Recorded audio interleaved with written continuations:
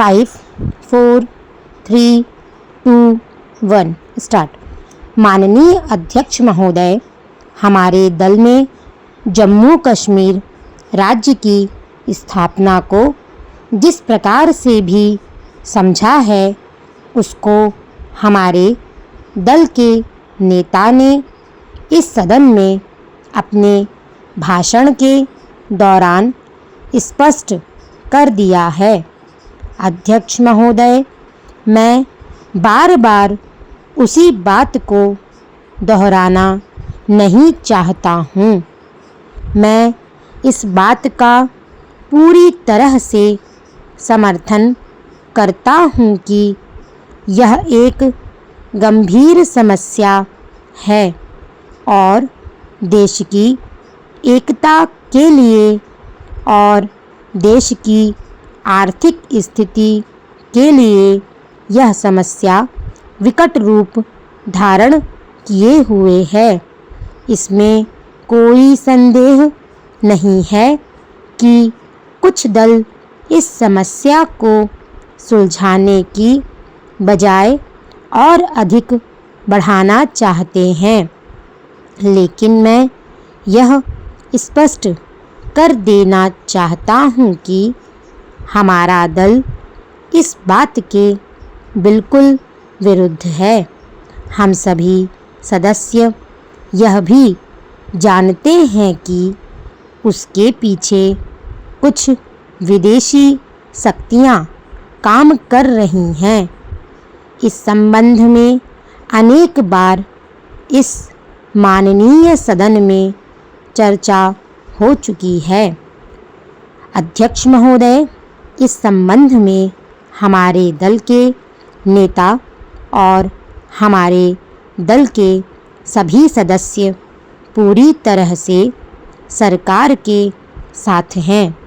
हम अपने देश की एकता और अखंडता को किसी भी स्थिति में भंग नहीं होने देंगे, लेकिन इस सब के अलावा हमें यह विचार अवश्य करना चाहिए कि केंद्र सरकार ने इस समस्या को समाप्त करने के लिए कौन कौन से ऐसे कदम उठाए हैं जिनमें जम्मू कश्मीर राज्य की समस्या को सुलझाने में सहायता मिली हो। मेरे एक मित्र अभी इस सदन में यह कह रहे थे कि इस राज्य की आर्थिक स्थिति का लाभ उठाकर ये सभी विदेशी शक्तियाँ वहाँ पर अपना अपना काम कर रही हैं।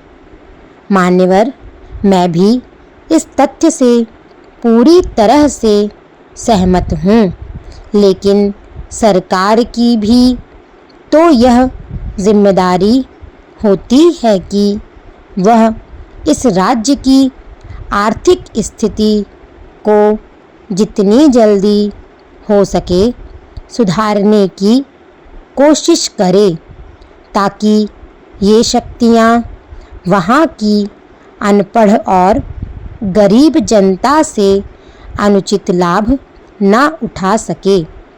मान्यवर, बहुत समय पहले जम्मू कश्मीर राज्य के मुख्यमंत्री जी ने कहा था कि इस राज्य की जो उन्नति और प्रगति के साधन हैं, वे बहुत बड़े स्तर पर राज्य के बाहर चले जाते हैं। इस तरफ माननीय सदस्य महोदय ने केंद्र सरकार का ध्यान भी आकर्षित किया था, लेकिन मुझे बड़े खेद के साथ कहना पड़ रहा है कि केंद्र सरकार ने उनकी इस बात की तरफ कोई ध्यान नहीं दिया। इसलिए इस राज्य का समुचित विकास नहीं हो रहा है।